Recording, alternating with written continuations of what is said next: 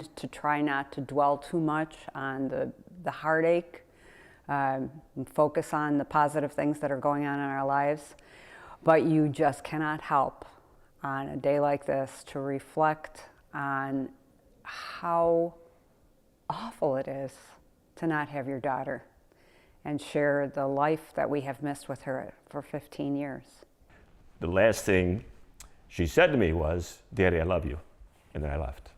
So what I would say to people is, the phrase I use is stop in Jacksonville. Don't take for granted those that you love. And that is just the raw emotion of parents, and it's the same reaction from most of the 3407 families when they talk about those killed in that plane crash on that day. Preventing another tragedy like Flight 3407 is one of the reasons that families of the people we lost that day and lawmakers have fought to maintain the 1,500-hour flight training rule for pilots. Michael Boyd is a nationally recognized aviation consultant and the founder of Boyd Group International. He's joining me live right now from Evergreen, Colorado to discuss what else needs to be done to keep the flying public safe. Mike, thank you so much for being with us. Thank you. You know, this is a tragedy that we can never forget. But we also can never forget that this 1,500-hour rule of training, people think, well, they're getting trained. There's no curriculum in that. There's nothing. And the sad part of it is, if that had been in effect 15 years ago, it wouldn't have changed this accident at all. So the FAA has let us down by not doing something a lot more stringent than just saying 1,500 hours. And actually, that was Congress. It sounds good, but we need a lot more than just saying 1,500 hours without saying what that really entails. So we got a long way to go. We have a safe system, but I don't think we learned the lesson or have done enough to address what happened that horrible day 15 years ago. The airlines and the pilots unions have lobbied Congress to relax the 1,500-hour requirement to help eliminate that shortage of pilots. Would doing that decrease safety? No, because the 1,500-hour rule, as it stands now, again, there's no curriculum. What's in there? Just 1,500 hours of something. If they define what exactly had to be done in that 1,500 hours, it would make a difference. But let's remember again, had that been there that night, it wouldn't have changed anything. So the FAA really didn't move ahead with trying to address the issues that happened in that cockpit with that airline as much as they should have. And again, we're safe. But again, the shame of it is they let us all down by not going a whole lot farther than just saying 1,500 hours. That's not enough.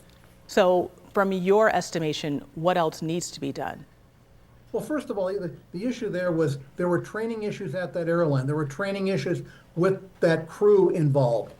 Those kind of disciplinary things, they've looked at it. But again, what we've passed on to the American public is, well, 1,500 hours will make everything safer. It won't, not the way it's written. So what we have to do is have a lot more stringent rules with things like that. Now, again, if a pilot at a major airline gets in the front end of the airplane, I'm buying a ticket and going with him.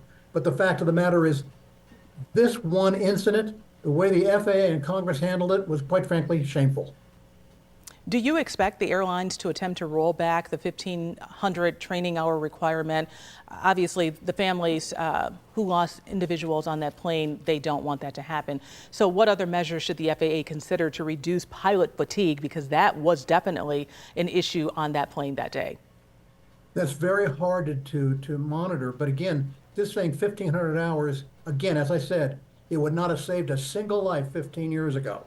So what we have to do is say, if you're going to have those kind of rules, what exactly follow-up do we have? What kind of intermediate training do we have? All those sorts of things need to be looked at. And again, keep in mind, there aren't many pilots flying commercial airplanes today in the United States with only 1,500 hours. Probably the minute you're going to find is probably 6,000 to 8,000. So it's a lot better than that.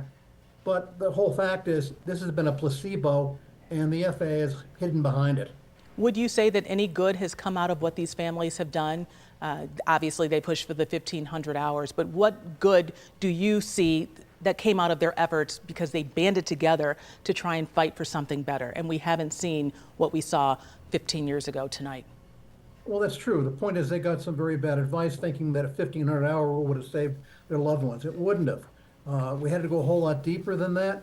And again, having safety awareness as they've done has been good. Any safety awareness like that, any people who take to the street and say we've got to have safer skies, I'm with them.